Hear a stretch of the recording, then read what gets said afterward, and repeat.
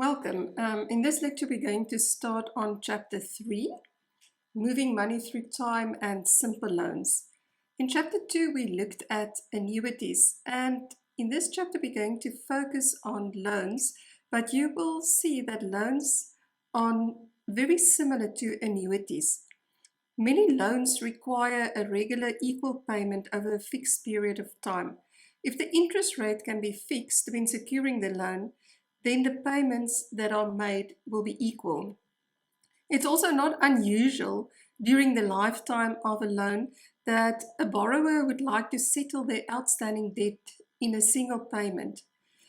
And to determine the amount to be repaid in one payment require an understanding of how we move money through time. And we're going to illustrate this by revisiting one of our previous examples.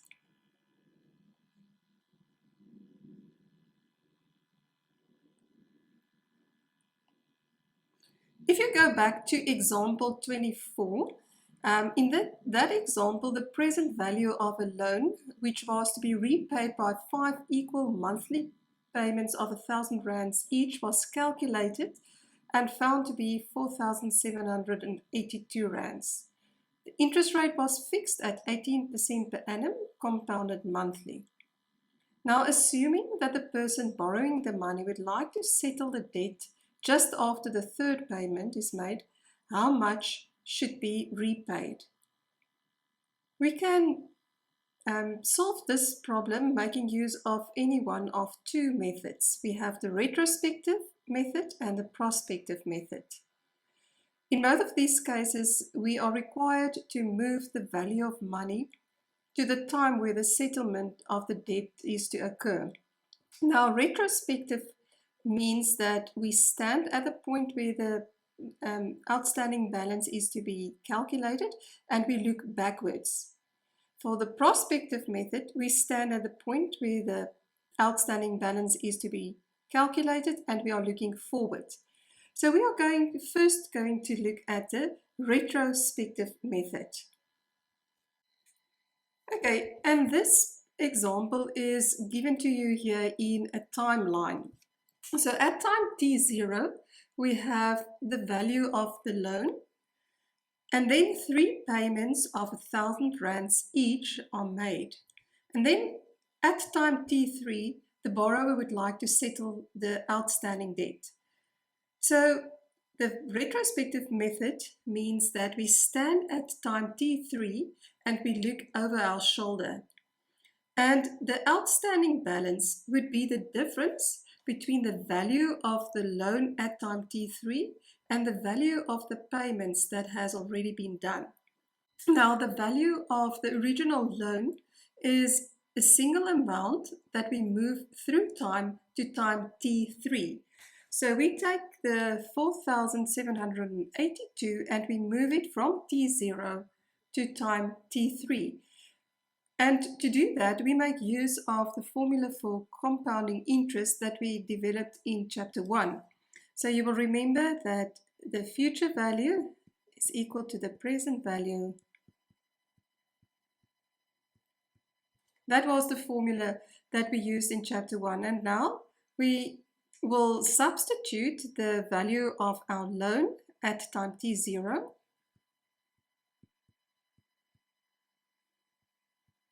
And our interest rate here is our interest rate here is 18% per annum compounded monthly. So our effective monthly interest rate is 0.015 for 3 time periods. And then the value of the loan at time t0 is given by this. Now, the value of the payments at time t3, you will recognize this as an annuity, and my annuity starts one time period before the first payment, so it starts at time t0 and it goes up until time t3.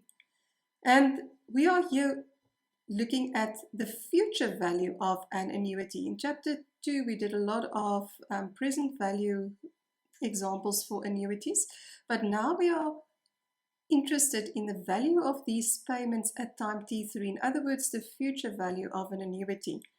In Chapter 2, we developed the formula for the future value of an annuity, and that is also copied here on the slide. So to get the future value of our annuity at time T3,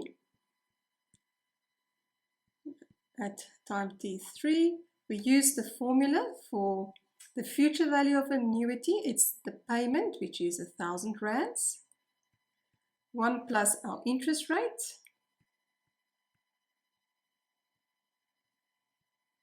we've made 3 payments.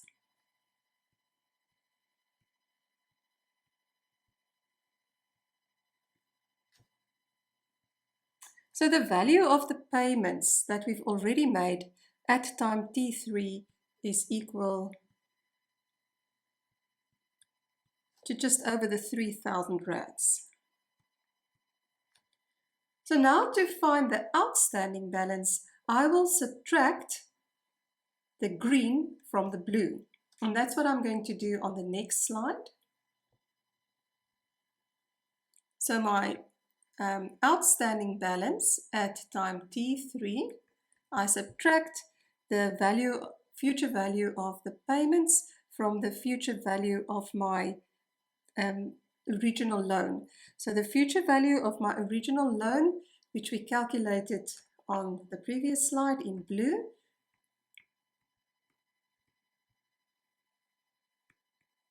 and from that I subtract the value of my payments, the future value of my payments at time T3.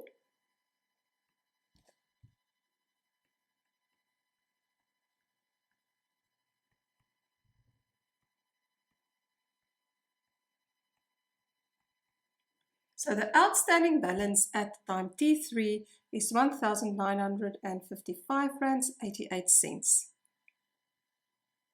So this was then the retrospective method. In other words, we stand at time T3 and we look backwards. So now for the prospective method, we will stand at time T3 and we will look forward. We will look at what still needs to be done. And that is what I have on this slide. If I want to find the outstanding balance at time T3, making use of the prospective method, I find the value of the 2 outstanding payments, in other words, the payment that still need to be done at T4 and T5, and I look at their value at time T3. In other words, I have to move them back to time T3. Now, because we are working here with 2 equal regular payments, again we are working with an annuity. And at what point does this annuity start? An annuity starts 1 time period before the first payment. So my annuity starts at time T3 and I have 2 payments. Now in this case, I'm interested in the value of my annuity at time T3. In other words, I'm interested in the present value of my annuity. And that is then the formula that we have here. That is the formula for the present value of an annuity. And that is what we already developed in Chapter 2. So here we can now just substitute into this formula. So the present value at time T3, which is my outstanding balance, is the payments, my interest rate, and now I still have 2 outstanding payments, so my K will be 2.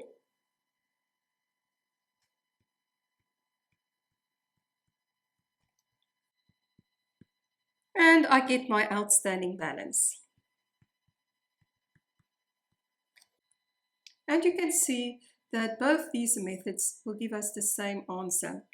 It is important to note here that all my payments are equal. They are all equal to 1,000 rands. In future examples, some of the future payments might be less than the other payments, and then your prospective and retrospective methods won't give you the same answer, and then it's safer to work with your retrospective method. Okay, so let's look at an example. In example 29, Mr. Pasi was planning to purchase a holiday home in Port Alfred. The loan of 400,000 rands was secured at an interest rate of 21% per annum compounded monthly. We have equal monthly payments of 7,110 rands over the next 20 years. Now Mr. Pasi wins the national lottery after 6 years and decides to settle the debt immediately. Determine the settlement amount, that's the outstanding balance, if he settles the debt at the same time he makes the 72nd payment. Okay, so let's do this example by looking at both the methods, the retrospective method as well as the prospective method.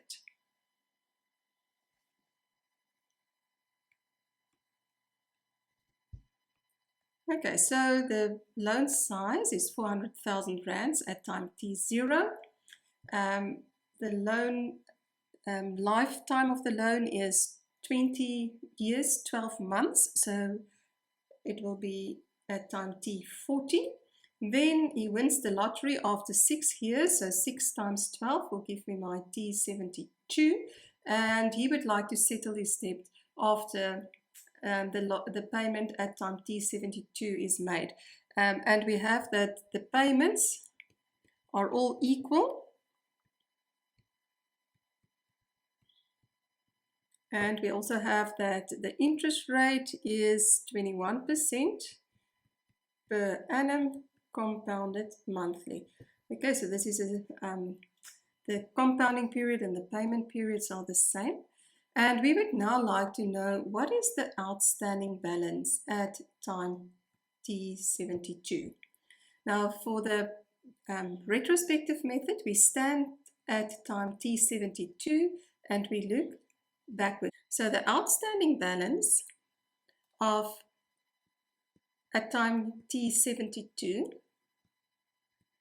is the value of my original loan at time t72 minus the future value of all the payments that have already been done at time t72.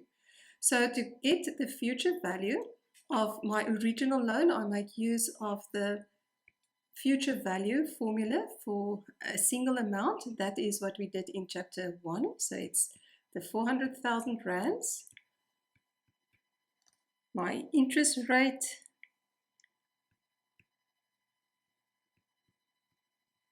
and that's for 72 months.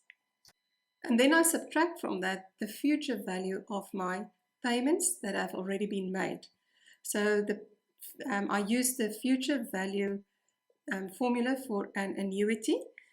So that is the payment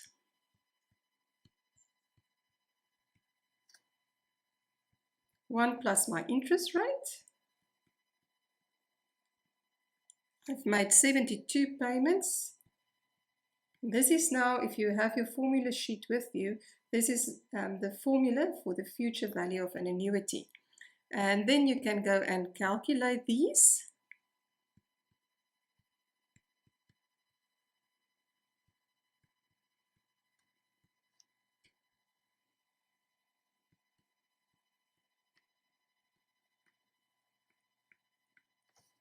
And I get that the outstanding balance is the following. Okay, so that was for the retrospective method. We can also do the prospective method. For the prospective method, we stand at time t72 and then we look forward to the payments that still need to be done. Okay, on this slide, we are going to calculate the outstanding balance making use of the prospective method. So the outstanding balance at time t72. So we now want to find the present value of all the payments that still need to be done. So we are moving all the future payments, we are moving them back to time t72. So we are working with the present value formula for an annuity. Now, just to remind you, what is the formula again for the present value of an annuity?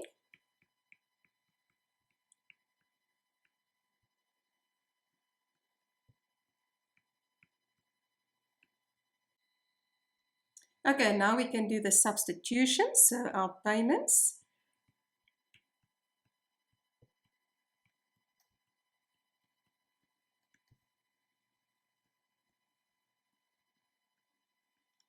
Okay, and how do we get our K?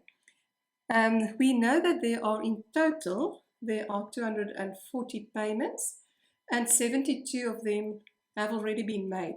To get my outstanding payments or the number of outstanding payments, I will just take the 240 and subtract from that 72. So if I do that, I get that I still have 168 outstanding payments.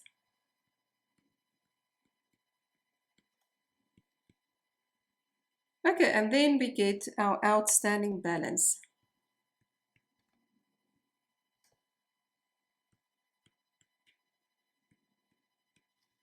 Okay, so again, two ways of solving the same problem. So remember, for this example, all the payments are equal from time t1 up until time t40. If all the payments are not equal, then you cannot get the same answer using the prospective and the retrospective methods.